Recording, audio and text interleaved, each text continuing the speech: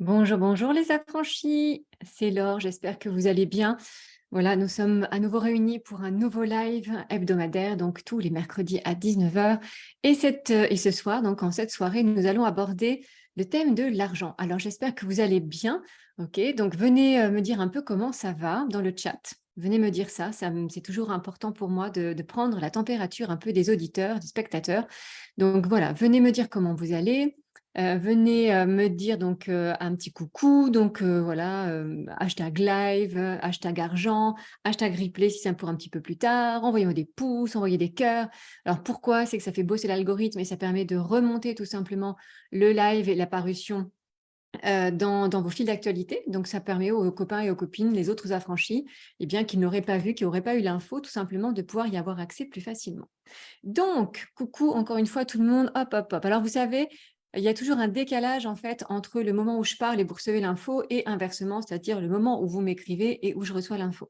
Donc s'il vous plaît, comme là on est sur un live pour moi super important, l'argent, je me faisais la réflexion tout à l'heure de me dire, oh waouh, c'est fun, c'est-à-dire que j'aurais jamais cru prendre autant de plaisir à retraiter ce sujet-là, parce que je l'ai déjà traité une fois la première année en 2021 où là j'étais en mode flippette comme ça parce que moi-même, j'étais encore un peu fragile, voire très fragile financièrement. Et puis en 2022 aussi sous un autre angle. Donc voilà, donc là, ça me permet de dire coucou Caro, ouais, c'est cool, j'ai vu que tu serais là, donc ça c'est chouette. Coucou Anne-Françoise, coucou Catherine, coucou Muriel, ça me fait plaisir de vous voir.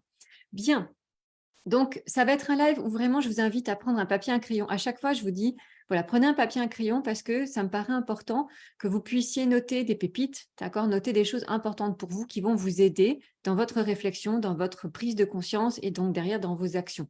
Ok, c'est ça le but. Du coup, on va aller voir ensemble donc ce qu'est l'argent déjà, tout simplement. Enfin, en tout cas, moi, la définition que j'en fais aujourd'hui et celle que je vous propose, il n'y a pas encore une fois de valeur absolue. Vous avez le droit de pas être d'accord, vous avez le droit d'avoir votre propre vision et version. Là, c'est juste de vous dire, bah voilà, moi, l'argent aujourd'hui, j'en suis là, je le vois comme ça. Ça n'a pas toujours été le cas.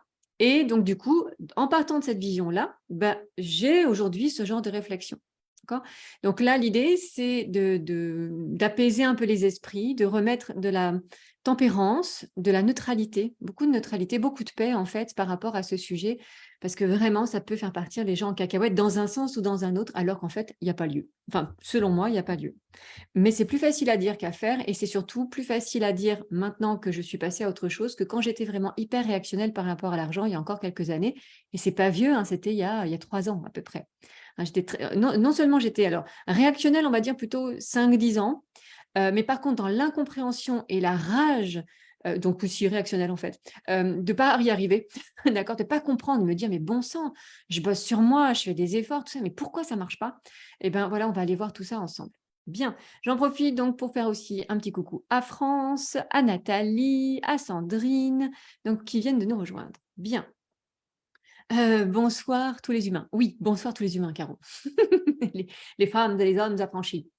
Bien, donc on va donc ce live-là, il va être donc tourné sur l'argent et notamment, je vais lui donner un aspect un peu plus singulier cette fois-ci avec l'éducation financière. D'accord.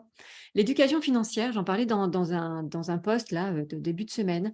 C'est hallucinant et affligeant, d'accord, à quel point les Français, alors je sais pas, je connais pas tous les pays d'Occident, hein, bien évidemment, ni les pays du monde, mais il y a certains pays quand même où il y a cette notion d'éducation financière où on parle assez facilement d'argent, où on le met, c'est un sujet qu'on met de manière dépassionnée sur la table pour comprendre ce que c'est et pour que les gens puissent se faire leur propre opinion et voir ce qui leur convient ou pas. En France, c'est impressionnant comme on est inculte et comme c'est tabou et comme c'est hyper chargé émotionnellement, et souvent pas dans le bon sens, d'accord? Encore une fois, dans l'adoration de l'argent, hein, la déification de l'argent ou au contraire le «c'est dégueulasse et c'est tous des gros cons, les riches», d'accord? Ou «c'est sale», d'accord? Vraiment le juste milieu, c'est mon invitation aujourd'hui, avec vous, pour commencer à apaiser les choses et voilà, commencer à planter des graines. Soit les graines sont déjà, bon voilà, on va planter, on va voir si ça pousse un jour ou pas, OK? Ça vous appartient. Et puis, celles et ceux pour qui, les graines sont déjà plantées, ben, voir comment on les fait pousser un peu plus on va un peu plus loin. Voilà, donc coucou Julie aussi, Il y a Chrissa qui nous rejoint, c'est super. Ah, c'est chouette, je suis contente de vous voir les filles. Il n'y a pas de gars là, s'il y a des gars là de l'autre côté de l'écran, manifestez-vous. Voilà, des pouces, des cœurs, hashtag live, hashtag replay, si c'est un petit peu plus tard, hashtag argent. Ou hashtag éducation financière, voilà, mais vous retrouverez facilement. Bien, donc l'argent, c'est quoi? L'argent a été créé par rapport à des échanges, d'accord? C'était le commerce. Donc le commerce, je rappelle juste ce que c'est à la base. Le commerce, on va dire, ça veut dire avoir un échange avec quelqu'un d'autre. Et l'idée, c'était de se dire, bah voilà, comment est-ce qu'on peut apporter une valeur équivalente, c'est-à-dire que quand on faisait du troc, je t'échange des choux contre des carottes ou plein de choux ou tout mon champ par rapport à changer ma roue de charrette, d'accord, etc., etc. Donc c'était du troc, on échangeait marchandises. Et puis à un moment donné, il y avait vraiment cette problématique d'évaluation de valeur. La valeur, je vous en parle dès maintenant, comme ça ce sera fait. C'est quoi la différence entre le coût et la valeur? Le coût, c'est tu dis, voilà, ça me coûte de l'argent et ça peine un peu, tu vois, ça a du moi, je suis auvergnate, hein, donc des fois, on parle des auvergnats avec des oursins dans les poches, tu vois, c'est un peu de mal à rentrer comme ça, elles me rentrent comme ça les mains dans les poches, elles ont du mal à sortir les billets. Mais parce que la personne voit que l'argent qui sort, mais ne voit pas la valeur. Et comment est-ce qu'on détermine la valeur? Eh bien, moi, je te propose deux visions. Deux approches. La valeur, c'est donc ça, je t'invite à le noter, ça peut être vraiment super important pour toi. Donc, il va y avoir deux visions, une plutôt entre guillemets aïe et une plutôt riha. Donc, une plutôt basée sur la douleur et l'autre basée sur la joie. La valeur basée sur la douleur, c'est quand je sors l'argent de mon compte en banque ou de ma poche, ok, pour acheter quelque chose, pour me procurer quelque chose, que ce soit un produit ou un service, la question que je suis amenée à me poser va être quelle est la douleur que cela enlève dans ma vie? Je donne un exemple. Je suis cardiaque ou voilà, j'ai besoin d'une greffe de don d'organes, voilà, ou j'ai besoin, bref, qu'on me change un organe qu'on m'opère. Et bien là, le fait de sortir 5 000, 10 000 euros, c'est une somme énorme, mais ça va avoir de la valeur parce que ça va me sauver la vie. Ok. Donc, l'argent que je sors a la valeur de régler le problème que bah, si je ne change pas de cœur, de rein ou je ne sais pas quoi, je meurs. Ok. Après, donc voilà, donc là, c'est un exemple extrême. À chaque fois, je prends des exemples caricaturaux, c'est juste pour que ce soit plus facile à comprendre. Donc après, à vous de le ramener dans de la mesure. L'exemple plutôt hiha, donc sur le côté joie, c'est de se poser la question de dire, OK, quand je vais me procurer ce bien ou ce service, est-ce que la joie de l'avoir, d'en jouir, d'accord, d'en profiter, va durer longtemps? Et ça va vous aider à faire la distinction avec les actes compulsifs d'achat, de dire, voilà, je suis pas bien, je veux compenser, ou l'argent me brûle les doigts, j'ai jamais su le garder, etc. Donc, allez voir aussi votre histoire familiale avec l'argent. C'est vraiment quelque chose qui peut être super intéressant. Et du coup, de dire, mais voilà, en fait, quand j'achète quelque chose, c'est quelque chose que j'ai désiré, on va dire, parce qu'il n'y a rien de mal avec le désir, tant que le désir vous ficelle pas et ne vous amène pas dans vos zones d'ombre et vous y retient, d'accord?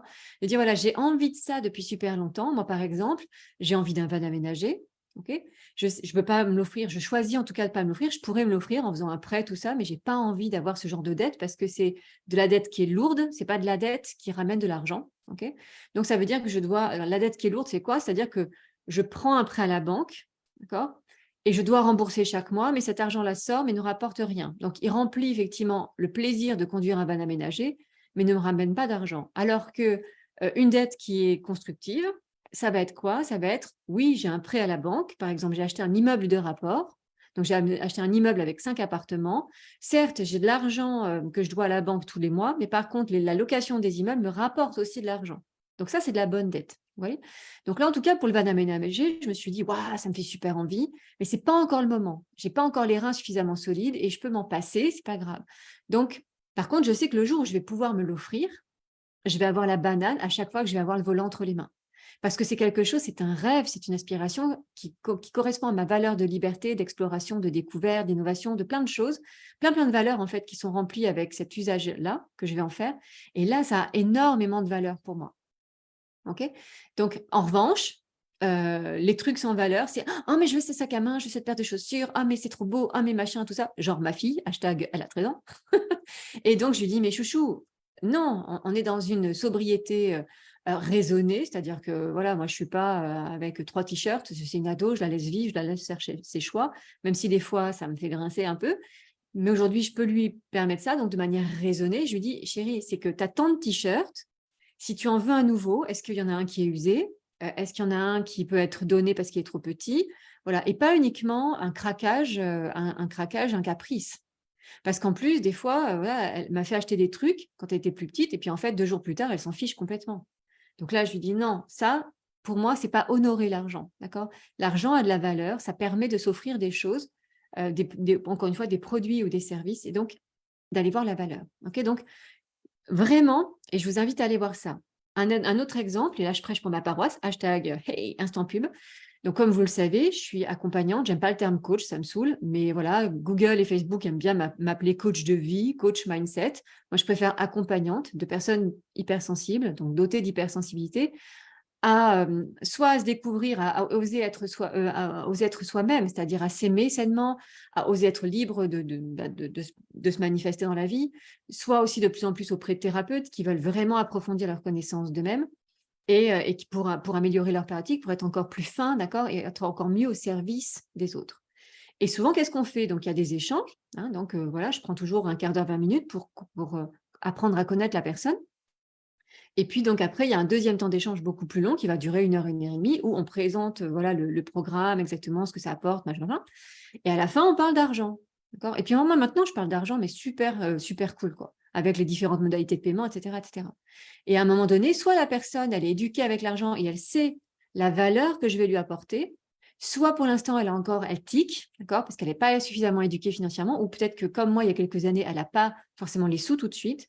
Et là, on va déjà faire du coaching, d'accord? Faire de l'accompagnement sur la prise de décision par rapport à l'argent, de dire, mais si tu rentres dans va-et devient, d'accord? C'est ça mon rôle avec Corinne aussi, hein, qui m'épaule dans cette partie-là, hein, d'accompagnement au choix de la personne, toujours dans le respect de qui elle est, parce que moi, je sais énergétiquement et vibratoirement et karmiquement ce que ça peut impliquer, donc je fais gaffe. Et donc, on fait gaffe, d'accord? C'est un travail d'équipe. Et l'idée, c'est quoi? C'est de se dire, si tu rentres pas dans va vie devient et que tu bosses pas sur tel sujet, tel sujet, tel sujet, à ton avis, ta vie, elle va ressembler à quoi dans 6 mois, dans 9 mois, et cetera? Est-ce que c'est OK, en fait, que tu ne mettes pas de l'argent là-dedans? OK? Et en fonction de la réponse, la personne va commencer à réfléchir et de se dire: «Ah ouais, effectivement, certes, c'est un coût. Oui, c'est de l'argent. On n'est pas à un truc à 50 balles. C'est un coût parce que c'est un accompagnement de 9 mois, personnalisé et tout et tout». OK? Mais à un moment donné, va voir les témoignages et regarde les résultats que tu as. Et là, j'en viens à la deuxième notion que je voulais aborder avec vous, d'accord? Donc là, on vient de voir le coût et la valeur, OK? Et là, on en vient à la notion de dépense ou d'investissement, OK? Et ça, c'est super, super, super important. Les gens, quand ils font une dépense, c'est-à-dire une dépense, la définition, c'est: je prends de l'argent, je le jette par la fenêtre et adieu, bye bye, il y a plus rien qui se passe, OK? Donc c'est, enfin, par exemple, les actes, compulsifs d'achat, genre le Black Friday, moi, c'est mon horreur, absolue, voilà, ça me fait frémir, mais bon, bref, c'est comme ça. Il en faut pour tous les goûts. Moi, ça me fait frémir, mais vraisemblablement, il y a des gens qui ont besoin d'expérimenter ça dans cette vie, pour ça, d'accord? Des 2 côtés. Bref, je ferme la parenthèse. Donc soit c'est une dépense et hop, l'argent, il vous glisse entre les pattes, soit la notion d'investissement, c'est que ça va vous rapporter quelque chose. Et là, ça va vous rapporter quelque chose, encore une fois, dans la jouissance de votre bien ou de votre service, bah, quelque chose de matériel ou d'immatériel. L'investissement, par exemple, dans Va, Vie devient, c'est clairement une nouvelle vie, d'accord? Un nouvel état d'esprit, une nouvelle, vraiment, les gens font peau neuve, en fait, c'est un truc de fou. En 3 à 6 mois, les gens, ils switchent et voilà. Et si ça vous intéresse, vous venez me voir, on papote, je vous envoie le lien des témoignages et vous allez voir par vous-même. Donc moi, encore une fois, à chaque fois, je suis ébahie par la manière de ce qu'ils en font, quoi. C'est chouette, vraiment, c'est chouette. Donc voilà, donc ça, c'est la valeur. Si la valeur est perçue, la personne va investir, d'accord? Moi, par exemple, j'ai investi, même quand j'étais vraiment hyper mal financièrement. Donc pendant quelques années, j'ai été au RSA, quand j'ai tout perdu, parce que j'étais chef d'entreprise. Mais quand un chef d'entreprise, il se plante, il y a que dalle. Ça a été mon cas. Mes associés ont décidé d'arrêter, j'avais perdu le feu sacré, j'étais perdue, divorce en plus, la totale quoi, 3 ans, hyper, hyper hard. Donc dépouillement quasi total. Donc matériel, financier, tutti quanti. Et donc, qu'est-ce qui s'est passé là, dans ces cas-là? Donc moi, je comptais mes sous là, d'accord? Vraiment, clairement.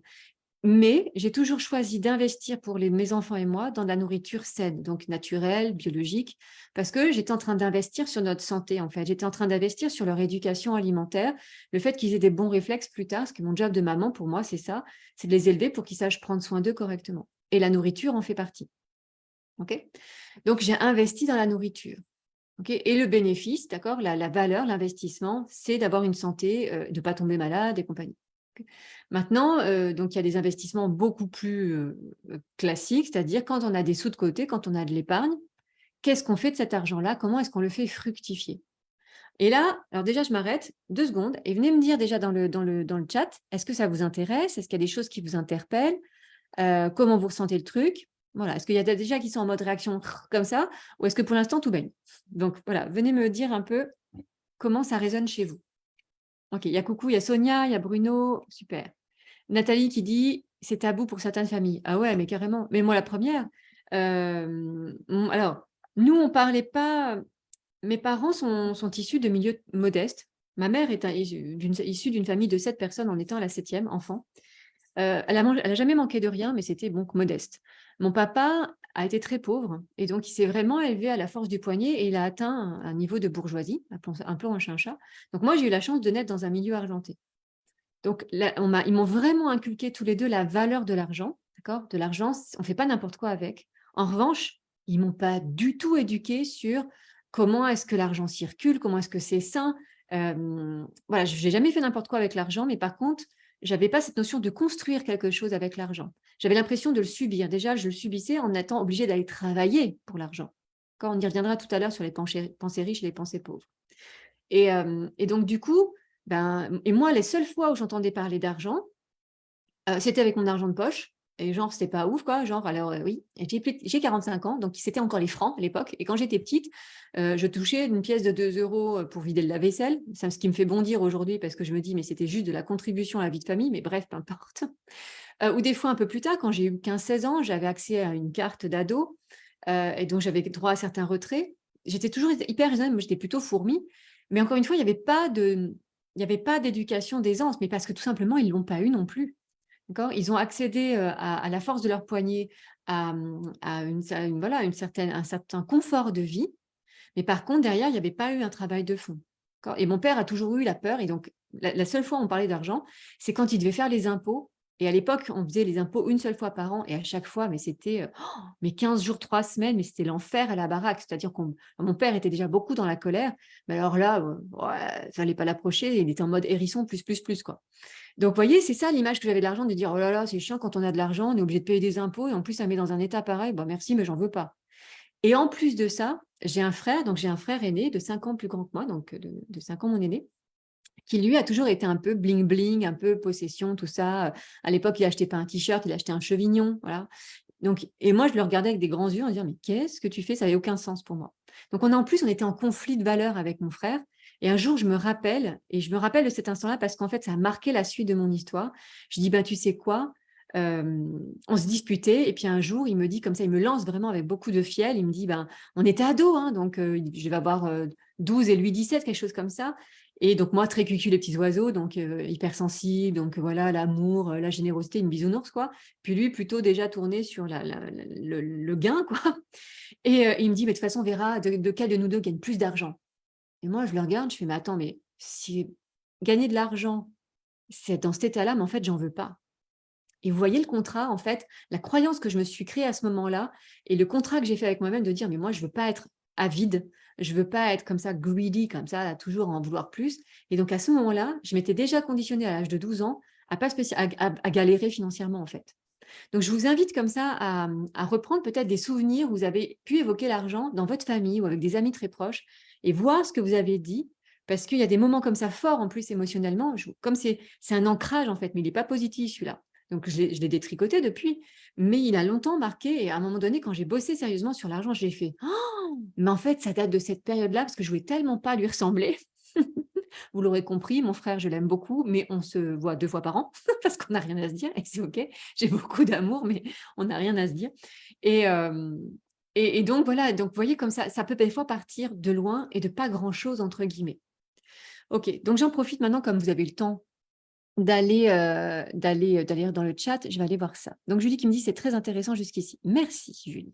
Caro: «Hello, chez nous, ce n'est pas spécialement tabou, mais c'est un non-sujet, donc pas trop de réflexion sur le sujet». Et ouais, donc même quand c'est pas très réactionnel, effectivement, si c'est un non-sujet, ben, on peut pas être, tu vois, si on parlait jamais de nourriture, on pourrait pas savoir, si le McDo, par exemple, enfin tout ce qui est junk food, donc tout ce qui est fast-food et compagnie, si c'est bon ou pas, en fait. Il y a et ça se passe comme ça dans des familles, hein. Ils mangent genre des hamburgers tous les jours, Pour eux, c'est normal, quoi.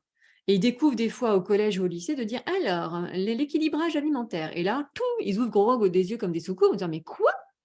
D'accord? Ah bon? Il faut manger des fruits et des légumes et pas que des frites et des hamburgers? Oh mon Dieu!» Et ouais, donc et après, donc voilà, donc sur n'importe quel sujet, en réalité, s'il est pas amené sur la table et en plus de manière pacifiée, de manière neutre, bah, ça peut créer des sacrés ancrages et vraiment pas cool.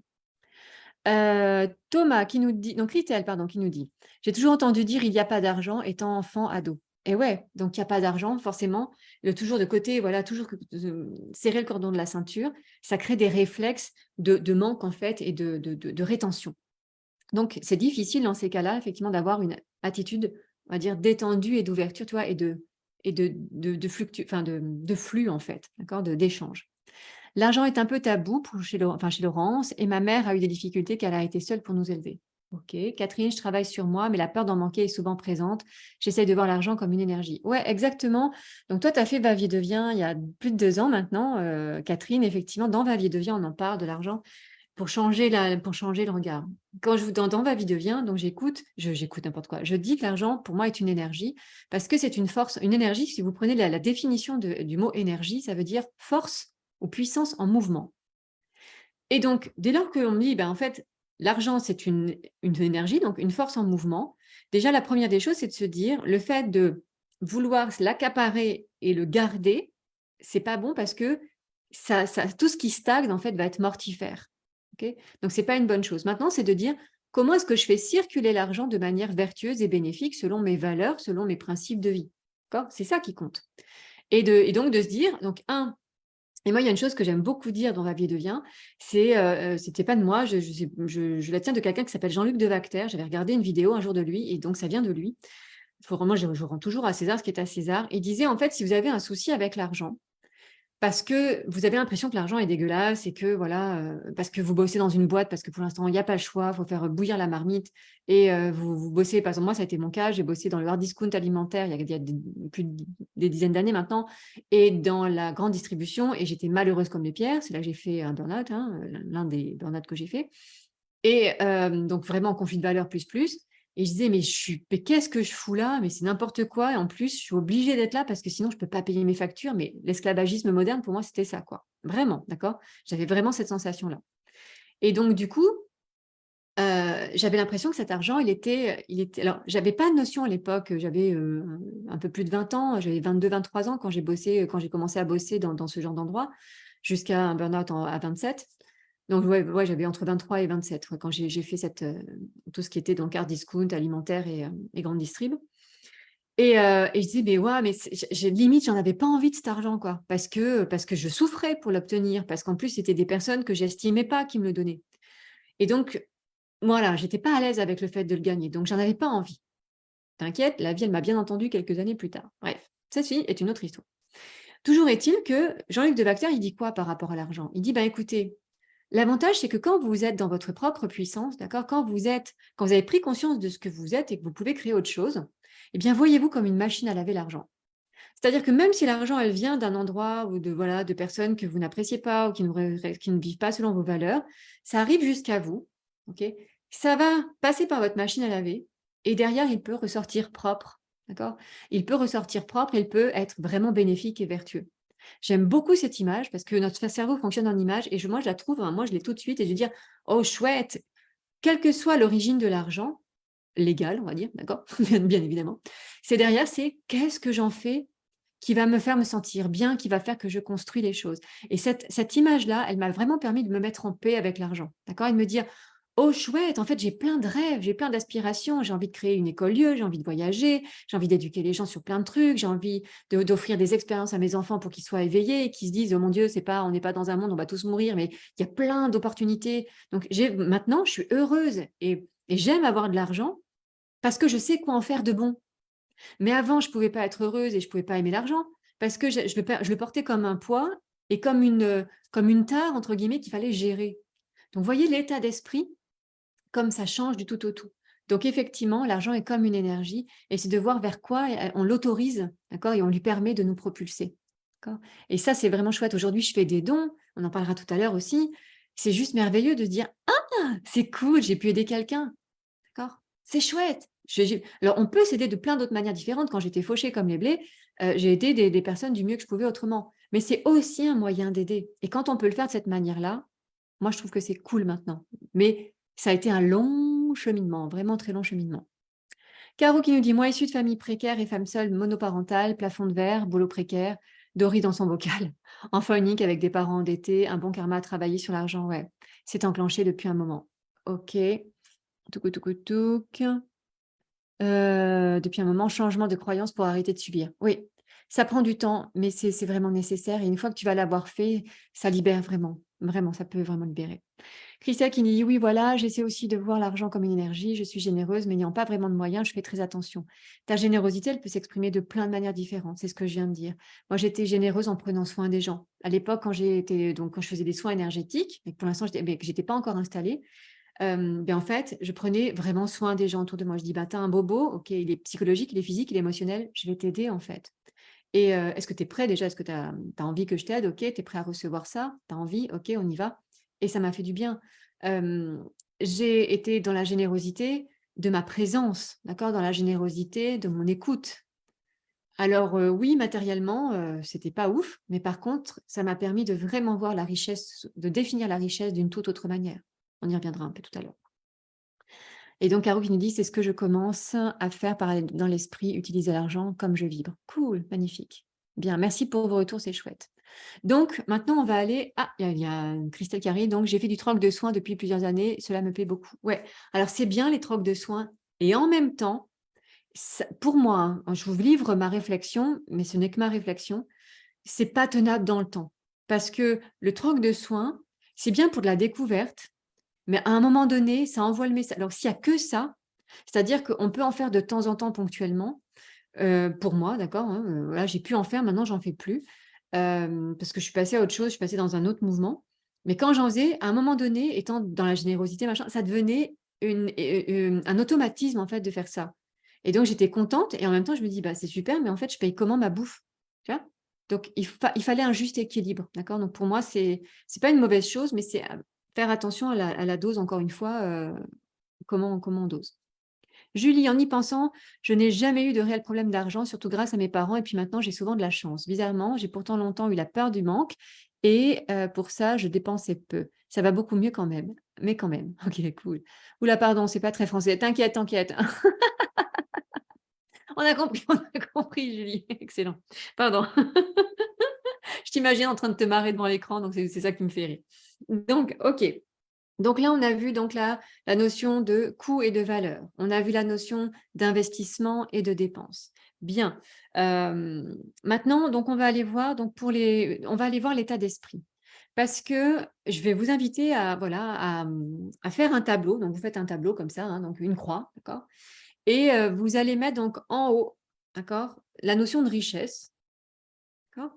Et vous allez mettre dans la première colonne, c'est «Je suis riche», d'accord? Et dans la colonne de l'autre colonne, c'est «Je suis argenté», c'est-à-dire j'ai de la thune, j'ai de l'argent. Et de l'autre côté, donc là en vertical, on va aller aborder la notion de pauvreté, OK? Et vous allez donc écrire en haut, par exemple, donc donc je suis pauvre, OK? Et de l'autre côté, je suis fauché. Est-ce que ça va fonctionner mon truc? Comme ça? Pas forcément. Pas forcément. Faites plutôt 4 colonnes, d'accord? Ouais, plutôt 4 colonnes avec 2 en-têtes. Donc première en-tête, voilà, la richesse, je suis riche, ou je suis simplement argenté. On va aller voir ce que ça veut dire. Et donc à côté, les 2 autres colonnes, donc en en-tête, donc la pauvreté en en-tête et ça va être: «Je suis pauvre» ou «Je suis fauché». Et donc vous allez faire des croix dans des cases. Ouais, en 4 colonnes, ce sera plus simple pour vous. Donc, on va voir différentes choses. OK? Déjà, c'est vous expliquer pourquoi je fais la distinction dans la famille richesse, le fait d'être riche et le fait uniquement d'avoir de l'argent. Et ça va être la même chose pour la pauvreté. C'est qu'en fait, la richesse ou la pauvreté, c'est d'abord un état d'esprit et ça ne dépend pas de l'argent que vous avez sur votre compte en banque. Il y a des gens qui peuvent avoir des millions sur leur compte en banque, mais ils sont pauvres intérieurement parce qu'ils sont peut-être dans l'avidité, d'accord, peut-être dans le fait de la possession et de... Vous savez, là, en ce moment, je suis en train de me refaire régulièrement, je me le fais quand j'ai besoin d'un boost héroïque, je me refais les Hobbits et je me refais Le Seigneur des Anneaux. Ok. Et à un moment donné, donc, dans Hobbit, donc c'est une trilogie, hein, je sais pas, voilà, de Tolkien, je sais pas, une adaptation de Tolkien, je sais pas si vous êtes fan ou pas comme moi, bref, mais quand j'ai besoin d'un voilà, d'un coup de boost héroïque, de dire ouais, on y va alors, bouge-toi les fesses, tu sais pourquoi tu fais les choses, quoi. Donc à un moment donné, dans Hobbit, on va voir la désolation de Smaug. Et Smaug, c'est le dragon. Et le dragon, en fait, il s'est glissé comme ça sous la montagne des nains. Et les nains, à la base, sont très avides, d'accord? Ils sont très dans la possession. Et en fait, c'est le mal du dragon, c'est cette volonté d'avoir toujours de posséder et de ne rien donner, de ne pas tenir ses engagements. Donc, potentiellement, il y a des gens qui sont extrêmement riches, avec beaucoup de zéros derrière le 1 sur leur compte en banque, mais ils peuvent être très pauvres intérieurement parce qu'ils ont, en fait, pourquoi? C'est que les défauts humains ont pris le pas et où les peurs ont pris le pas aussi. D'accord. Et souvent, ça va ensemble. La peur de manquer, la peur voilà. OK. En revanche, tu peux être fauché et riche. D'accord. Tu peux ne pas avoir le sou, mais être riche de plein de choses. Riche de ton état d'esprit, riche de cœur, riche de tes expériences, donc de ton savoir, de tes compétences, riche de tes amis, de ta famille, de ta santé. Et le fait, et en quoi ça va être riche, c'est que tu vas le savoir, tu as la conscience de ça et tu vas être dans la gratitude et dans le chérissement de ça. Et ça, moi, c'est ce qui m'a sauvée. Et donc, moi, je me croyais vraiment pauvre. Je veux dire, genre, au RSA, j'étais là, punaise, c'est pas possible, quoi. Tu as fait des études, tu as bossé pour en arriver là. Tu as trimé pour ça. Non, mais j'étais vraiment dépitée, quoi. Et donc, j'ai commencé à m'éduquer. Et là, je me suis dit, mais en fait, mais Laure, c'est cool. La bonne nouvelle, bon, t'as pas une thune, mais par contre, t'es pas pauvre. Tu es juste fauché. Et l'avantage, c'est que le fait d'être fauché, c'est momentané. Ça peut changer très vite. Tu peux passer d'être fauché à avoir de l'argent très rapidement. En revanche, pour passer d'un état d'esprit pauvre à un état d'esprit riche, tu peux te lever de bonheur parce que c'est bien plus profond, c'est bien plus ancré, donc avec des croyances, avec des schémas qu'il va falloir aller déloger. Donc, réjouis-toi si tu n'as pas le sou et que tu dis, cool, dans la colonne, je coche, déjà, j'ai plutôt un esprit, je suis peut-être fauché, mais j'ai un esprit riche. D'accord. Et c'est la même chose, donc voilà, pour la pauvreté. Ok. Pour la pauvreté, c'est pas le fait que tu n'aies pas d'argent. D'ailleurs, je vais vous parler après de certains bouquins que j'ai étudiés. La pauvreté, en fait, encore une fois, il te dit, mais en fait, quelqu'un, encore une fois, qui gagne, par exemple, allez, on va dire un truc, pour moi, c'est déjà beaucoup gagner d'argent, je sais pas moi, par exemple, entre 3 et 5 000 euros par mois. Imagine quelqu'un voilà, qui gagne 3 000 euros à 5 000 euros par mois. De mon point de vue, encore à l'heure actuelle, je dis, c'est un bon salaire, quoi. Voilà. Mais en fait, la personne est pauvre, pourquoi? Parce qu'à la fin du mois, elle a dépensé, par exemple, si elle touche 3 000, elle a dépensé 3 500 euros. Donc, ça veut dire qu'elle est en découvert ou en déficit sur son compte de 500 euros. Elle est pauvre, d'accord? Elle est pauvre dans son éducation financière et en plus, elle va vivre endettée, agio, quoi. D'accord? Alors que quelqu'un qui gagne, par exemple, 1 500 euros et qui a appris à être économe, et on va y aller tout à l'heure justement sur les astuces par rapport à votre approche, hein, à la manière dont vous maniez l'argent au quotidien. Hein, chaque fois, en fait, vous avez vu, hein, dans les lives, j'essaie vraiment de vous donner des notions, des définitions, des notions pour que vous puissiez vous positionner. Et puis derrière, après, je vous dis toujours, allez, maintenant, dans la réalité, dans la matière, on fait comment? Donc, on va y aller après. Et donc, mais quelqu'un donc, qui touche 1 500 euros, donc le SMIC, je crois aujourd'hui, tu as 1 200 et des bananes, donc c'est vraiment pas énorme, quoi. Mais qui est très bien rodé sur la manière de gérer son argent et qui arrive à mettre ne serait-ce que 50 ou 100 euros de côté, c'est énorme. Et là, la personne, non seulement elle est riche dans son approche de l'argent, ok, et en plus, elle va se constituer un pécule, elle va commencer à pouvoir investir ou mettre des noisettes de côté pour faire grandir. Et donc, alors après, l'idée quand tu arrives à faire ça, de mettre de l'argent de côté, d'épargner, c'est de le faire vraiment dans la joie, d'accord? Et pas dans la frustration, parce que des fois, ça, je l'ai vécu, hein. Je vous le dis, je vous partage mon vécu, de dire, ouais, c'est cool, la première fois, j'arrive à mettre des sous de côté. Et en même temps, il y avait un côté très crispé en moi qui disait, ouais, mais je peux pas y toucher. Et donc, du coup, je suis frustrée parce que je peux pas en faire quelque chose. Et puis, de toute façon, c'est pas beaucoup. Enfin, tu vois, tu peux vite te faire rattraper. Donc, c'est vraiment être dans la joie de se dire, hey, c'est cool, en fait. Il y a encore quelques mois ou quelques années, tu pouvais pas mettre de l'argent de côté. Tu n'étais pas en dette, mais tu ne pouvais pas mettre de l'argent de côté. Donc, chaque jour, en fait, tu es en train d'apprendre et tu progresses. OK? Donc, félicite-toi de ça. Et un jour après l'autre, quoi. OK? Bien. Il y a Anne-Marie qui vient de nous rejoindre. OK, c'est chouette. Bien. OK, donc voilà ce que je voulais vous dire par rapport donc à l'état d'esprit pauvre et l'état d'esprit riche. Donc, voilà ce qu'un pauvre, je vais vous citer quelques phrases, d'accord, qui sont dans mon programme. Voilà, des fois, je vous livre des choses qui sont dans mon programme, ça me fait plaisir aussi. C'est de dire, voilà, le pauvre, il fait quoi? Il achète des trucs inutiles et il jette son argent par la fenêtre. D'accord? Le riche, avant d'acheter, est-ce que j'en ai vraiment besoin? Est-ce que j'en ai vraiment envie? Quelle est la valeur que ça a? C'est la question que je vous posais tout à l'heure, sur la valeur. Le pauvre, il va se dire: «Je dépense tout, voire plus que je ne gagne». Le riche, il va se dire: «Je suis, en conscience, d'accord, je gère mon budget, je mets de l'argent de côté, même si ce n'est pas beaucoup et je m'en réjouis», c'est ce que je viens de vous dire. Le pauvre, il va dire: «Je veux plus d'argent en permanence car j'ai peur de manquer». OK? Acquisition, d'accord? Et accumulation. Le riche, il va se dire: «Je travaille consciemment sur la notion du manque, je m'en libère, OK? Et je sais que c'est une illusion parce que les peurs sont une illusion». Et d'ailleurs, combien de fois avez-vous réellement manqué d'argent? D'accord? Même si vous avez entendu la musique de on n'a pas de sous, on n'a pas de sous, on n'a pas de sous. Moi, quand j'étais au RSA, d'accord, il y avait 800 € pour mes 2 enfants et moi. Clairement, il n'y avait pas beaucoup de sous. OK?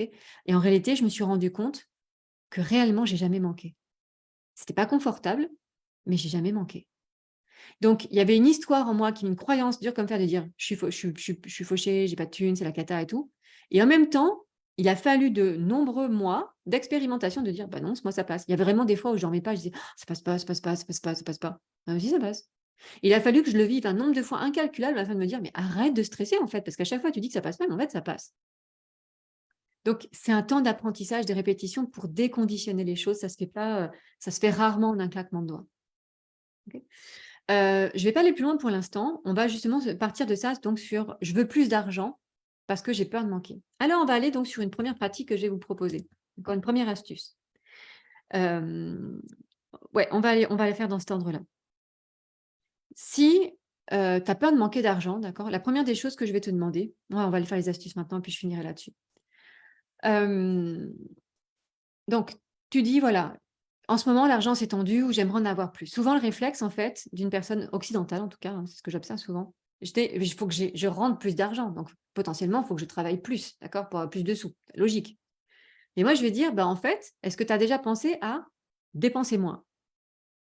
Hein? Hop, on prend le contre-pied. Donc, mes astuces pour aller dépenser moins, c'est quoi? C'est aller revoir vos abonnements téléphoniques, télévisuels, et cetera, vos assurances. Moi, j'ai gagné, 200 € comme ça sur une année, c'est énorme, en changeant d'assurance de voiture. Régulièrement, en fait, tous les ans, maintenant, on peut changer de mutuelle, on peut changer d'assurance, auto, assurance civile, pro, moi, par exemple, assurance, maison, d'accord? Bon, là, je change plus, mon abonnement téléphonique parce qu'avec mes 2 enfants ados, j'ai trouvé une combinaison plutôt sympa. Ça me coûte un peu cher, mais je sais que si je devais tout changer, ce serait vraiment compliqué et que, du coup, ça en vaut pas la peine, d'accord? Là, en termes de valeur, vu tout ce que ça représente comme démarche, là, ça en vaut plus la peine. En tout cas, je l'estime comme ça. Mais par contre, tout le reste, régulièrement, je vois comment est-ce que je peux baisser mes dépenses, OK? C'est pareil par rapport au gaspillage. Là, voilà, je balance ma meilleure amie, régulièrement, elle gagne plutôt bien sa vie, mais régulièrement, je vois dans son frigo des tas de trucs qu'elle vide, enfin qu'elle vire à la poubelle. Je dis: «Mais est-ce que une fois dans ta vie, est-ce que tu as gardé une note?» d'accord? Genre, voilà, là où tu fais tes courses et puis à la fin du mois, tu reprends et tu regardes ce que tu jettes à la poubelle et tu vas voir l'argent que tu perds, en fait. Donc ajuste, uniquement la manière dont tu fais tes courses, non pas par rapport à ta peur de manquer, OK? Et c'est très profond, hein, voilà, mais uniquement par rapport, voilà, regarde combien tu perds de thunes, quoi. Tout cet argent-là, en fait, que tu jettes à la poubelle, bah, déjà, ça aurait pu nourrir d'autres personnes, OK? Et puis tu aurais pu peut-être le placer. On y reviendra plus tard, OK? Donc vraiment, avant de dire: «Je veux gagner plus», commencez par vous dire: «Comment est-ce que je dépense moins ou mieux?» Une chose aussi par rapport à ça, est-ce que là, je vais faire une sorte de quiz, d'accord? Et là, je vais attendre vos réponses. Et j'en profite pour dire coucou à Alissa qui nous a rejoint. Je vais vous faire une question. Est-ce que vous savez, ne trichez pas, hein, d'accord? Est-ce que vous savez combien vous avez d'argent sur votre compte en banque? Sur votre compte courant et en épargne si vous en avez, d'accord? Trichez pas, d'accord? Vous pouvez dire voilà, donc me mettez pas le montant que vous avez, mais est-ce que vous pouvez juste me dire voilà, oui, je sais, à l'euro près ou à la dizaine d'euros près, je sais, j'ai mis 200 € sur mon compte, je suis à moins 50 € sur mon compte, je suis à plus 10 000 sur mon compte. OK? OK, Catherine, oui, je sais. OK, bah ouais, toi, tu es DAF en même temps, donc tu quoique des fois, les cordonniers sont plus mal chaussés, donc donc mais ouais, non, mais vraiment, des fois, les comptables, j'ai eu des copains comptables et je les regardais, je fais: Comment c'est possible que tu saches faire ça hyper bien pour les autres et qu'en fait, pour toi, c'est juste pas possible? Alors, il y a Nathalie qui nous dit: «Quand je fais les courses, je regarde le prix au kilo et au litre et ça devient un jeu». Ouais, moi aussi, j'ai appris ça à faire il y a des années et je m'amuse à acheter en fonction. C'est un truc de fou, ouais. Ouais, ouais. Merci pour l'astuce, j'avais pas en parlé, donc merci Nathalie. Anne qui dit: «Oui, je sais, OK. Bonsoir tout le monde. Coucou Corinne, oui, je sais. Caroline, épargne qui compte oui, compte courant à peu près. Bien. Julie, oui, je suis capable de le dire. Ouais. Catherine, exactement. Donc Nathalie, non. Sonia, oui. Alissa, oui. Muriel, oui. Ça, c'est cool. Ça veut dire que déjà, vous ne fuyez pas la réalité de l'argent. OK? Sandrine qui dit: non». OK. Merci de votre sincérité, merci de jouer le jeu. Moi, pendant des années, je vais être très sincère, hein, je savais pas combien quand j'étais mariée, en fait, j'avais délégué genre, la gestion financière à mon mari et surtout les impôts, d'accord? Et ça m'intéressait pas, l'argent ne m'intéressait pas. Quand c'était un gros mot, en fait, c'était un truc, voilà, et un jour, quand j'ai commencé à envisager de me séparer, j'ai dit: «Bah, là, ma chouchou, va falloir y aller, quoi, parce que tu peux pas continuer comme ça». Et donc j'ai commencé à regarder les comptes, j'ai fait: «Oh mon Dieu!» OK? Quand j'ai commencé à regarder l'argent qu'on avait sur le compte et le fait qu'on était souvent, en fait, à découvert en fin de mois, j'ai dit: «Mais en fait, ça dure depuis combien de temps?» Et mon mari, à l'époque, m'annonce, il dit: «Mais depuis des mois, voire des années». Et je dis: «Mais comment c'est possible, en fait, que tu jamais rien fait?» Alors bien sûr, le reproche normal, mais en fait, je m'étais jamais investie. OK?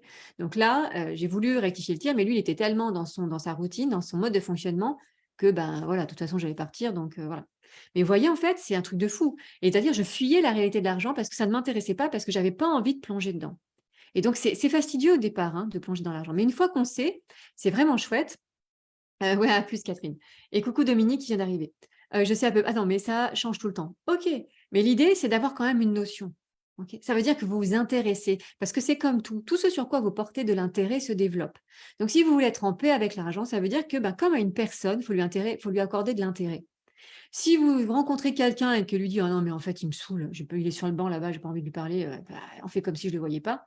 Bah, il y a pas de relation qui peut de relation saine et approfondie qui peut se nouer. C'est la même chose avec une notion ou un concept, d'accord? La notion, le concept d'argent, si vous lui accordez pas un intérêt sain, ben, vous pourrez pas faire copain-copain avec lui, OK? Voilà ce que je voulais vous dire. Donc, sais-tu combien donc il y a sur ton compte? Et alors une autre question dans le même ordre, est-ce que vous savez où part votre argent? Est-ce que alors encore une fois, grosso modo, vous êtes capable de dire: «Je sais que je dépense, 500, 400 à 500 balles de bouffe par mois. Je sais que j'ai pour 200 € à peu près d'électricité», c'est énorme 200 € d'électricité, mais voilà 100 € d'électricité, 200 € de carburant, voilà. Est-ce que vous savez la répartition où part votre argent? Est-ce que vous savez ça? Je veux bien le voir aussi dans le chat, s'il vous plaît. Parce que là, on va commencer à aborder la notion de pilotage, OK? Et de justement, encore une fois, la notion des besoins par rapport aux envies. OK. Sonia qui dit: «Oui, cool». OK. C'est bien, hein, c'est bien. Donc là, en termes d'éducation financière, c'est pas mal, pas mal là. J'ai eu des résultats bien, bien pires. Ou peut-être que ceux qui participent pas et qui regardent, ils se disent: «Ah non, non, moi je veux pas dire parce que je veux pas». On s'en fout, on est entre nous. Donc oui, oui, oui, je sais où et comment, oui les gros postes, oui en gros, oui je sais, je fais un point régulier d'ailleurs. Parfait. Pour celles et ceux qui ne sont pas habitués, donc moi au départ je faisais un tableur Excel, mais je trouvais ça tellement fastidieux que depuis je suis passée sur une application qui s'appelle BankIn, d'accord? Banque B-A-N-K, In. Il y en a d'autres, moi j'ai choisi celle-ci, donc je vous invite voilà à en télécharger une et à donc catégoriser vos comptes. Au début, c'est un peu long comme ça et puis après tac, tac, tac, tac et ça vous permet de vraiment piloter. Voilà, c'est une des astuces que je voulais vous donner. Donc on a vu également donc sur le fait de dépenser moins ou mieux plutôt que de toujours courir à, avoir plus de sous. Une autre astuce quand l'argent ne rentre pas et là je vais vous renvoyer un live qu'on avait fait il y a quelques mois maintenant avec Elena. C'était le live sur le désencombrement, OK? Et ben, le désencombrement, je vous invite à faire vos poches, je vous invite à chercher dans vos sacs, je vous invite à chercher dans vos armoires, OK? Des fois, moi, ça m'est arrivé de retomber sur des petits sous. Ben, quand j'étais à l'euro près, même si je tombais sur 3 €, ben, je me disais: «C'est cool, je peux m'acheter du pain». J'étais contente, OK? Donc il y a vraiment pas de sous qui a pas de valeur, quoi. Donc vous faites vos poches, vous faites vos sacs, vous allez dans vos armoires et tout moi, je faisais du homestaging, en fait, il y a quelques années, c'était l'une de mes premières sociétés et le homestaging, donc c'est la valorisation avant revente ou location et on disait donc j'avais appris ça en disant: «Mais tout ce que tu n'as pas utilisé, en fait, depuis 2 ans, en vrai, tu t'en serviras plus jamais». Donc allez regarder de nouveau le live d'Elena, avec Elena qu'elle aborde un peu aussi sur le processus, d'accord, comment s'y prendre, et aussi de dépasser la notion potentiellement d'attachement émotionnel, parce que des fois, ça peut être difficile. Et puis, alors, tout ce que vous allez même pouvoir mettre sur Le Bon Coin, Vinted, qu'est-ce que j'avais marqué d'autre? Oui, les vides-greniers aussi, hein. Bon, là, on arrive à l'automne, il y en a peut-être moins, mais ça vous permet, moi, j'ai réussi comme ça à alléger la maison et à me faire des sous vraiment, et c'était pas neutre. Et à l'époque, ça m'a vraiment, vraiment sauvé la mise plus d'une fois. OK? Ça aussi, ça peut être une astuce pour vous aider. Et puis une dernière astuce pour vous aider, c'est que peut-être que certains ou certaines d'entre vous ont un peu la fièvre acheteuse. D'accord? Un peu ce sont des rois de la dégaine de la carte bancaire ou du «Ah, pas de problème» et poum, d'accord? Là, je vous invite alors, si possible, d'accord, à vous retenir parce qu'en plus avec la carte bancaire sur internet, ça va vite. OK? L'avantage, c'est que, je vous le dis si vous ne le savez pas, vous avez un délai de rétractation de 12 jours. De 14 jours, pardon, je crois. Ouais, c'est 14. Ça veut dire que même si vous avez acheté quelque chose, vous pouvez vous rétracter, d'accord, pendant 14 jours. C'est la loi, c'est la loi de consommation française. Ça veut dire quoi? Ça veut dire que même si vous avez acheté une bêtise, d'accord, sur n'importe quel site à la noix et vous dites: «Non mais franchement, tu en as pas besoin, tu en as plein les tiroirs, mais sérieux?» Et donc mais à contre-coup, eh bien moi je vous invite à demander le remboursement et à placer cet argent-là sur votre épargne, sur un compte piégé, c'est-à-dire un compte piégé, vous ne pouvez pas y toucher. Hein. Et ça et après, avec un certain pécule, vous allez pouvoir à ce moment-là le faire fructifier, c'est le but, d'accord? De faire travailler l'argent pour vous et ça, c'est ce que je voudrais revenir avec vous, OK? Donc sur la fin de la pauvreté et de la richesse, OK? C'est de voir comment, encore une fois, on se sert de l'argent et on le met à notre service plutôt que d'en être l'esclave, d'accord? En allant travailler. D'ailleurs, hein, c'est ce que fait un pauvre, d'accord? Une personne pauvre, elle travaille pour l'argent, alors qu'une personne riche va travailler pour apprendre. Ça, c'est pas moi qui vous le dis, ce sont des personnes dont je vous montrerai les bouquins tout à l'heure. OK? Alors qu'une personne riche fait travailler l'argent pour elle. Et ça fait longtemps que je le sais et je vais être très sincère, pour l'instant, j'y arrive pas encore. Parce que je continue de m'éduquer, parce que j'ai encore de la frilosité sur certains sujets, parce que je suis en pleine construction, donc j'investis énormément dans beaucoup de formations, dans beaucoup aussi dans mes équipes, dans les personnes qui m'entourent, pour me soulager parce que j'ai mon équilibre de vie de femme, d'accord, à récupérer, parce que comme j'ai une tendance au burn-out, donc à la surchauffe, ben, ça va être ma priorité. J'investis en fait pour pas retourner en burn-out et pour avoir une vie équilibrée, douce et heureuse. Et après, une fois que j'ai stabilisé ça, là, je vais pouvoir, c'est mon objectif sur 2024, de faire travailler l'argent pour moi. OK, donc vous voyez comme c'est long, sachant que j'ai lancé donc les affranchis et VVD donc en 2021. C'est mon rythme, c'est le mien. Il y a des gens, ça sera peut-être beaucoup plus long, il y a des gens, ça sera peut-être beaucoup plus rapide. Mais moi, j'ai choisi de le faire à ma sauce, d'accord? Et c'est ce qui compte en fait. Appropriez-vous les concepts pour le faire d'une manière qui vous ressemble et pas comme on vous dit de le faire. Hyper, hyper important. Touc, touc, touc, touc. Alors, je lis un peu vos commentaires. Corinne qui dit: «Oui, je sais, mais je trouve que je dépense encore beaucoup trop pour les assurances. Je vais prendre rendez-vous avec un courtier». Ouais. Alors, prendre rendez-vous avec un courtier, pourquoi pas. Moi, souvent, ce que je fais, parce que j'optimise vraiment mon temps, comme je suis une sauvage, que je sors pas beaucoup de mon appart, je caricature sauf pour aller me balader, mais voilà, c'est souvent du temps, en fait, ça me prend du temps et là, pouf, ça me coûte. Tu as le lynx, tu as les furets, donc tu peux déjà commencer à faire des analyses comme ça, sans passer par un courtier, mais après tu peux comparer, en fait, hein, et souvent après moi je passe en direct, voilà. Pour éviter de payer tout simplement de payer les affiliations et cetera. Sonia: «Ça n'est pas toujours été le cas, mais j'ai repris les choses en main cette année». Yes, c'est le plus dur en fait, la reprise en main. Caroline: «Mon fils a retrouvé 600 € il y a peu en vidant sa chambre cet été pour la refaire». Truc de fou, 600 €, c'est pas une baguette de pain, quoi. Pas d'argent qui traîne, sauf parfois dans le sac à main, mais je le range régulièrement. OK, c'est cool. J'ai commencé à lister, donc pour Monique, j'ai commencé à lister mes frais dès que j'ai adopté un chat pour m'aider à voir la valeur de l'argent. Cool. Malgré tout, j'ai eu des dérapages que je repère pour m'améliorer. Ça, c'est merveilleux, Monique, en fait. L'idée, c'est pas de ne pas avoir de dérapage. L'idée, c'est de les voir, d'accord? Et ensuite de pouvoir rectifier le tir. On n'est pas parfait, on est là pour apprendre, donc c'est super, d'accord? Alors, Corinne, oui, il était chouette ce live avec Elena. Ça nous a donné un bel élan pour désencombrer les armoires. Ouais, je me rappelle, toi, avec Eric, ça vous a donné un peu, hop, on y va, on change. Cool. Je continue donc sur la notion de pauvreté et de richesse. Donc, c'est ce que je vous disais, un pauvre va se dire, je travaille pour l'argent, je suis un hamster dans une roue pour payer mes factures. Un pauvre, il dit, je travaille pour apprendre des compétences, je fais en sorte de faire travailler l'argent pour moi de plus en plus jusqu'à être libre financièrement. Et la liberté financière, encore une fois, va être très différente d'une personne à l'autre. Quelqu'un de très économe qui est vraiment dans la sobriété va pouvoir se débrouiller avec 800 ou 1000 euros. Il va être heureux comme, d'accord, comme tout. Quelqu'un qui a envie, et c'est OK, qui a envie d'avoir un style de vie plus argenté, plus luxueux ou plus confortable, peu importe, ben, lui, il va se dire, moi, ma liberté financière, je veux toucher 3 000 ou 5 000 € par mois. Et c'est OK. D'accord. C'est juste le plan qui ne va pas être le même, la stratégie qui ne va pas être la même. Le pauvre, j'échange mon temps contre de l'argent. D'accord. Et le riche, il va se dire, c'est la valeur que je propose qui est rémunérée. OK. Et là, je m'adresse particulièrement aux thérapeutes que j'ai été, d'accord. Au départ, j'ai changé mon temps contre de l'argent. J'étais à 50, 60 € de la séance. Après, je suis passée à 80 parce que j'ai augmenté le temps et la valeur. Et aujourd'hui, dans Va vie et devient, c'est complètement autre chose parce que ben, avec le type d'accompagnement que je propose, les vies sont carrément changées. Donc oui, je me rappelle, c'était le témoignage de Mathieu qui était dans la deuxième session de mémoire. Ouais, c'est ça, en départ de VVD. Et qui dit dans son témoignage, il dit: «Ben, va vie devient, c'est quand même, c'est pas donné, quoi». Et il me dit: «Ouais, je peux dire ça?» Je dis: «Ouais, vas-y, bah, c'est OK, je veux dire, on est là pour ton témoignage, donc ça fait partie». Il me dit: «Ouais, au départ, c'est un investissement, quoi, c'est pas rien», mais c'est vraiment un investissement. C'est-à-dire que une fois que tu as investi, que tu vois les résultats que tu as investi pour ta vie, ah ouais, OK, mettre cet argent-là, avoir une vie qui change et avoir un état d'esprit qui change, et d'un coup, tu étais dans le gris ou le noir et d'un coup, boum, c'est lumineux, ouais, ça vaut le coup, quoi. OK? Donc c'est ça, en fait. C'est la valeur qui va être rémunérée et pas le temps. Vraiment, vraiment. Et moi, j'ai mis du temps, encore une fois, avant d'accepter ça et de switcher, d'accord? Et d'oser. Donc voilà, je vous livre ça pour que ça mûrisse, d'accord?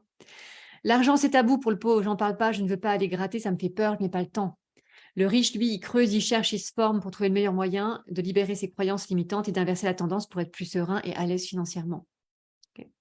Et le pauvre, qu'est-ce qu'il fait? Je ne peux pas m'acheter cela, c'est trop cher, je n'ai pas les moyens. Le riche, il va se dire, la pensée riche, d'accord? Pas forcément celui qui a de l'argent, mais le riche dans sa tête et dans son cœur, il va se dire, j'en ai besoin, c'est important pour mon évolution. OK, pour l'instant, je ne peux pas me le permettre, mais comment je vais faire pour me le permettre? OK. Donc, avec toutes ces questions, d'accord, vous allez pouvoir, on va vous dire où est-ce que je me situe actuellement et vers quoi j'ai envie de tendre. OK? C'est ça qui compte. Alissa, en fonction du prix du logement selon la région où on habite, ça change le budget. Ah ouais, mais carrément, carrément. Mais moi, donc j'habite en Auvergne, hein, d'accord? Donc c'est pas, j'habite en campagne, donc c'est pas la folie. Mais encore une fois, quand, Caro qui dit: «Ouais, faut que ça mûrisse». Mais c'est tellement c'est OK. Hem, Vraiment, moi, j'habite en campagne, donc vraiment, c'était pas ça cher. Enfin, voilà, c'est, un appartement, c'est quelque chose de l'ordre de 400 à 500 €. Mais à l'époque, moi, quand j'étais au RSA, c'était énorme, tu sur 800 €, un appartement à 400. Donc ouais, bien sûr, quand les gens vivent à Paris, oui, oui, ça change le budget, clairement, clairement. Donc aussi, du coup, voir, ça peut être aussi des logiques, hein, moi, c'était un choix de vivre en campagne parce que je supporte pas la ville, parce que ça il y a trop de bruit, il y a trop ça sent mauvais, il y a trop de monde, voilà. J'ai besoin de calme et de quiétude, mais c'est aussi un choix financier, très clairement. Et parce qu'aujourd'hui, je ne bouge pas beaucoup du fait de travailler à la maison, bah, l'augmentation du carburant m'impacte peu, j'ai cette chance-là. Et puis même quand je fais des trajets, je favorise énormément le covoiturage ou le train ou ce genre de truc, d'accord? Et pareil, le train, je l'achète le billet hyper à l'avance, le plus tôt possible pour avoir des prix intéressants. Donc ça devient vraiment une logique, ça devient vraiment un jeu, OK? Hop, hey, ça fait bientôt 1 heure qu'on est ensemble. Ouais, je pensais pas que ça durait aussi longtemps, mais en même temps, c'est tellement important ce sujet-là. Donc, je voudrais terminer le live pour vous donner donc là, je vous ai donné des astuces, donc à voir comment vous pouvez vous les approprier et les peaufiner. Et on va terminer par des bouquins pour votre éducation financière. Allez, c'est parti, papier, crayon. En plus, il y a des noms à coucher dehors, donc on va se marrer. Donc, le premier que j'ai lu, c'est Père riche, Père pauvre, d'accord, de Robert Kiyosaki. Alors, Robert Kiyosaki, ça s'écrit Kiyosaki. OK? Père riche, père pauvre. Mais vous tapez père riche, père pauvre, Robert, et vous allez le trouver très facilement. Qu'est-ce que j'aime dans celui-ci? Il va décrire justement les pensées riches, les pensées pauvres, d'accord? Ce que je vous ai dit ce soir, c'est pas moi qui l'ai inventé, c'est tous ces messieurs que je les ai trouvés. C'est fou d'ailleurs, il y a que des hommes qui parlent d'argent. Ce serait bien d'ailleurs qu'il y ait des femmes. Si, c'est Caroline d'ailleurs qui est là ce soir, qui m'a parlé d'une nana. Caroline, si tu es encore là, je veux bien que tu viennes me mettre le nom de la nana qui fait les podcasts richissimes. Je te remercie, j'ai commencé à écouter, je trouve ça super intéressant. C'est une petite nana, une jeunette en plus, qui parle d'argent. Et donc ce podcast s'appelle Richissime et je trouve ça super, mais je me rappelle plus son nom. Donc Caroline, si tu es là, merci. Tu seras mon anti-sèche. Donc Père riche, Père pauvre, il est petit, vous voyez, comme bouquin, et il a l'avantage, donc c'est vraiment l'état d'esprit un peu américain. Donc il a l'avantage d'aller droit au but. Donc en gros, ça te plaît pas, clac. Et là, quand tu fais le bilan, tu fais ouh, OK, donc moi, ça m'a piqué les yeux et ailleurs d'ailleurs quand j'ai lu ce livre-là la première fois. Mais c'est vraiment, je le conseille pour bien démarrer parce que les concepts de base, ils sont expliqués de manière simple et hyper claire, donc pas, on perd pas de temps, d'accord? Après, c'est dans la mise en place des choses, d'accord? Où là, donc c'est pareil, donc lui, c'est le dernier livre que j'ai lu.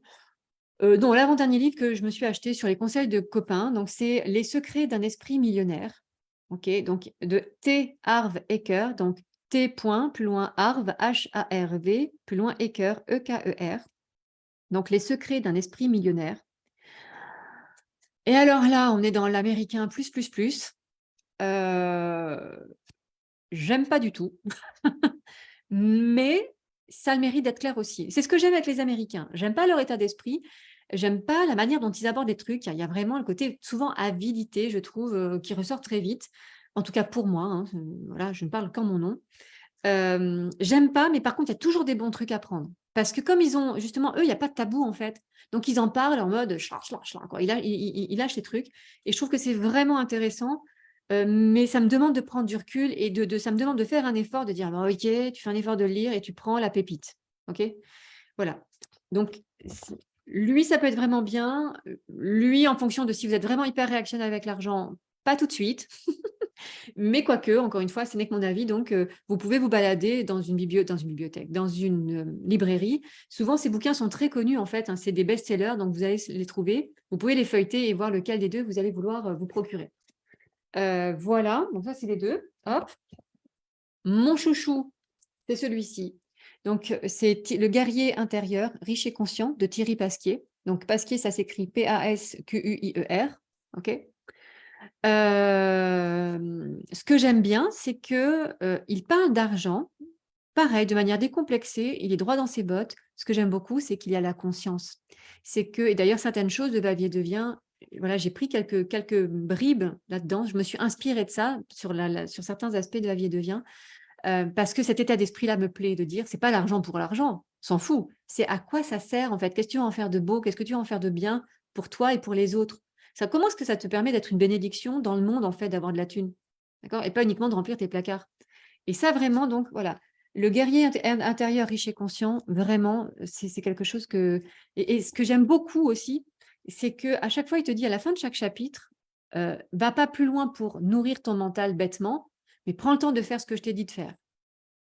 Et là, c'est pareil, il y a des fois, il y a des chapitres, clac, clac, clac, clac, c'était fait. Puis il y en a d'autres, en fait, j'étais là: ça craint, ça coince, je crogne, d'accord? Donc vraiment et vous voyez donc il il y a plein de il y a plein de choses que je vais relire régulièrement parce que c'est un livre qui se relit au fur et à mesure de votre montée en conscience et de votre aisance avec l'argent.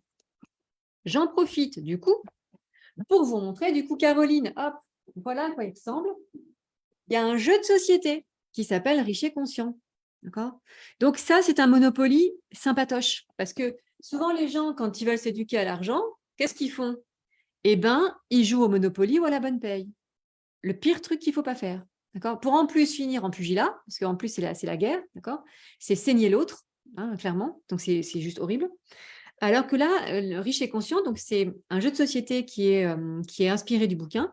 Alors c'est pas un jeu de société qui est donné clairement, hein. Moi, à un moment donné, ça a été un investissement pareil de l'acheter. À un moment donné, j'avais pas beaucoup de sous, il coûte plus de 100 € quoi, ça c'est clair.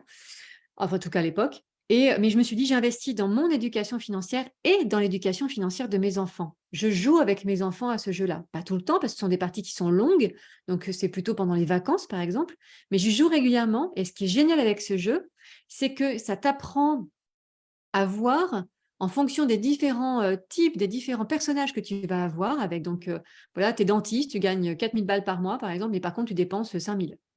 D'accord? En revanche, tu es technicien de surface, tu gagnes 1 000 balles et par contre, tu dépenses que 500. Et en fait, voilà, donc ça vient, taper dans les croyances limitantes, ça vient taper dans les a priori et surtout en fonction du personnage dont on hérite et bien et en fonction du jeu parce que vous allez être licencié dans le jeu, vous allez avoir des enfants, donc voilà, il va y avoir plein de choses et vous allez voir comment vous réagissez aux événements de la vie et dans les situations financières que ça vous met. Donc c'est hyper intéressant. Il y a même, je ne sais pas encore si ça existe, mais il y avait même des endroits en France où il y a des gens, des fois, régulièrement, qui se retrouvent pour jouer à ce jeu-là. Ok. Moi, j'habite en campagne assez loin, donc il n'y en avait pas, mais parce que voilà, donc j'ai fini par l'acheter. Mais peut-être que vous, si vous êtes en ville, ça peut être une solution pour ne pas l'acheter dans un premier temps. Ok. Merci, c'est noté, je crogneux, ça faisait longtemps que j'en avais pas entendu ce mot. Ouais. Le mode greux ou le mode crogneux. Donc vraiment, voilà, ça peut être cool. Et enfin, donc là, c'est vraiment pour vous éduquer et pour pacifier, pour déjà poser les choses, analyser et voir votre relation, d'accord? Commencer à vous intéresser au sujet. Maintenant, pour celles et ceux qui sont un peu plus loin, pour ma part, donc qui ont un peu d'épargne, qui ont envie de vraiment commencer à jouer autre chose que de sauver la mise, quoi, enfin que d'équilibrer. Il y a un bouquin que j'ai acheté il n'y a pas longtemps qui s'appelle Survivre aux crises. Donc méga crack, guerre, Covid et compagnie, et donc les 5 piliers d'un patrimoine qui résiste à tout. OK? Donc Survivre aux crises, qui a été écrit par, donc c'est alors moi je suis abonnée, à leurs lettres, ça s'appelle Panthéon Recherche. Panthéon, ça s'écrit Panthéon, Recherche. Ce bouquin-là, il a été écrit par, l'un des 2 gars, en fait, l'un des 2 associés, Olivier Conchon, je crois de mémoire. Je voudrais rendre quand même à César ce qui est à César. Touc. Bref, alors, je l'ai lu, je ne l'ai pas encore mis en application parce que je m'estime encore trop verte. Trop verte, ça veut dire trop fraîche, en fait, pas encore assez expérimentée. J'ai pas encore assez confiance en moi dans mes choix. Mais l'avantage, c'est que, par rapport donc pourquoi je vous disais, je fais ce live-là aussi sur fond de dette nationale. Bon, moi, j'écoute plus les infos, mais j'arrive quand même à voir certaines infos qui arrivent jusqu'à moi et je dis: «Ouh là là, ouh là là, ouh là là, la dette nationale, on est au taquet». Ils ont le droit, en fait, l'argent qui est à la banque ne vous appartient pas vraiment, OK? Alors l'idée, loin de moi l'idée de déclencher une panique générale, d'accord? Mais de vous informer et que pour ensuite vous alliez creuser par vous-même, recouper les informations pour faire votre propre opinion, OK? Donc vraisemblablement, l'État a donc l'argent ne vous appartient pas vraiment en banque et l'État a le droit, d'accord, d'aller piocher dans votre épargne. Donc votre argent n'est pas en sécurité à la banque, par rapport notamment à la dette. C'est-à-dire qu'à un moment donné, on est tellement mal qu'il se pourrait qu'un de ces 4, ils viennent piocher dans nos économies, sans nous demander l'autorisation avant, sinon ce serait pas drôle. Voilà, bref, liberté chérie, bref, je m'arrêterai là. Donc ça veut dire que votre épargne, donc vos livrets A et compagnie, vos assurances vie, potentiellement peuvent être, ponctionnées. Donc quand j'ai commencé à savoir ça, moi je suis quelqu'un de très dubitatif, de très posé, voilà, je me suis dit: «Je vais acheter le bouquin, puis on va bien voir». Et donc qu'est-ce qu'il explique? Les 5 piliers, c'est quoi? C'est que quand vous avez un patrimoine, il va en fonction de votre profil d'épargnant et de vos objectifs, d'accord? Pour faire travailler l'argent pour vous, de vos objectifs de rémunération, il va vous proposer en fait une ventilation, donc un pourcentage sur 5 choses différentes. OK? Donc ça, c'est pas mal. Donc voilà, survivre aux crises, donc de Panthéon Recherche. Et moi, vous pouvez vous inscrire gratuitement à la lettre d'Olivier Conchon. C'est une newsletter, en fait, vous allez recevoir. Puis après, comment ils gagnent ces gens-là? Ce sont des infopreneurs. Ils gagnent de l'argent en vendant des programmes de conseil d'autres personnes. OK? Donc moi, par exemple, je me suis inscrite au départ. Je le partage parce que ça, c'est important pour moi que vous le sachiez. Je décide d'être transparente, voilà. Je me suis inscrite, encore une fois, pour me former je ne sais plus comment ça s'appelait, mais c'était, peut-être un truc portefeuille gagnant, un truc comme ça, et il y avait un gars qui s'appelle Loïc Abadi et qui partage son portefeuille, et donc il y a régulièrement des lives et cetera, et puis on reçoit une petite brochure une fois par mois sur les conseils d'investissement en actions notamment.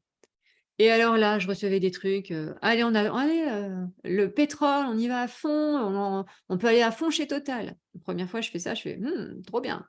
Le mois d'après, ça a été: «Oui, c'est génial dans l'agriculture reprend du poil de la bête avec les pesticides». Et là, j'ai fait: «Non les gars, ça va juste pas être possible». Donc j'ai résilié mon abonnement. Donc ça m'a fait rire jaune en fait, d'accord? Mais j'ai choisi d'investir. Donc là, ça m'avait coûté quand même un billet pour rentrer et suivre ça. Je me suis dit: «C'est pas grave Laure, en fait, tu as investi dans ton apprentissage». C'était le coût de ton apprentissage de savoir encore une fois, qui est-ce que j'écoute, d'accord? Ces gens-là, clairement, ils ont de l'argent, ils savent faire de l'argent, mais après l'éthique, c'est ils s'en foutent, en fait, et c'est OK, il en faut pour tous les goûts, et moi, j'ai juste dit: «Je veux plus donner mon argent à ces gens-là parce que de toute façon, leurs conseils, je les suivrai jamais». Donc j'ai choisi autre chose. Là, je me suis intéressée à quelque chose qui s'appelle Investora Pépite, voilà. Où là, on est plutôt sur des choses, des entreprises, pour moi, de l'avenir, plutôt green, quoi. Alors après, voilà, greenwashing, pas greenwashing. Donc l'idée, c'est de voir un peu aussi. Donc pour l'instant, je vous dis, je suis en train de me former, donc je débute. Je prends du temps, en fait, pour prendre mes marques et faire un choix que je vais assumer. Si j'y allais maintenant, j'assumerai pas parce que je sais pas réellement dans quoi je mets mon argent et ça me convient pas. D'accord, je fais partie des gens prudents qui ont besoin, voilà, de maîtriser un peu les choses. Voilà ce que je voulais vous dire. Pour ma part, c'est terminé, donc je vais juste terminer sur 2 bonus, OK? La notion de gratuité, d'accord? La notion de gratuité, c'est quelque chose pour moi qui est hyper important, c'est ce que je fais aujourd'hui avec vous, OK? Je suis dans le don avec vous et je sais qu'une partie d'entre vous, à un moment donné, donc, ben, en fera quelque chose ou une partie d'entre vous n'en fera rien du tout et ça restera, voilà, ça partira. Moi, c'est pas grave, c'est un cadeau que je vous fais et que je me fais en même temps, d'accord? Et en ça, ça me rend riche, OK? Et puis une petite partie d'entre vous, d'accord, est déjà dans Va vie et devient, une petite partie d'entre vous aura certainement envie de venir aussi dans Va vie et devient et donc ça veut dire que toute l'énergie et tout le temps que je passe à vous transmettre des choses, vous aurez envie d'aller voir plus en profondeur, de vous les appliquer et de grandir plus vite plutôt que d'être tout seul dans votre coin. OK? Donc c'est ça aussi la gratuité, c'est magnifique et le don, d'accord, c'est quelque chose qui est magnifique parce que ça peut vraiment avoir de la puissance. Une dernière chose que je partage avec vous parce que je suis hyper heureuse, ça fait 2 ans, j'en avais d'ailleurs entendu parler la première fois par Mathieu, donc un bébé doudou, qui parlait des mandalas. Mais à l'époque, j'avais pas le temps, j'avais pas la disponibilité d'esprit ni l'argent, très clairement. Et là, voilà, c'est quelque chose qui est revenu dans ma réalité et je viens d'intégrer une fleur. En fait, je viens d'intégrer un mandala féminin et donc je suis hyper heureuse, donc je vais donner une certaine somme d'argent et donc il va aller à une femme eau, d'accord? Moi, je suis un feu, d'accord? Et ça va aller à une femme eau et la femme eau, je ça veut dire que mon argent, ça va l'aider, ça à contribuer son rêve. Donc on est dans de l'économie aussi solidaire et donc moi, plus tard, je vais cheminer dans ce mandat-là et à un moment donné, moi aussi, je vais devenir une femme eau et je vais donc avoir de l'argent des autres et ça va contribuer à la réalisation de mes rêves. OK?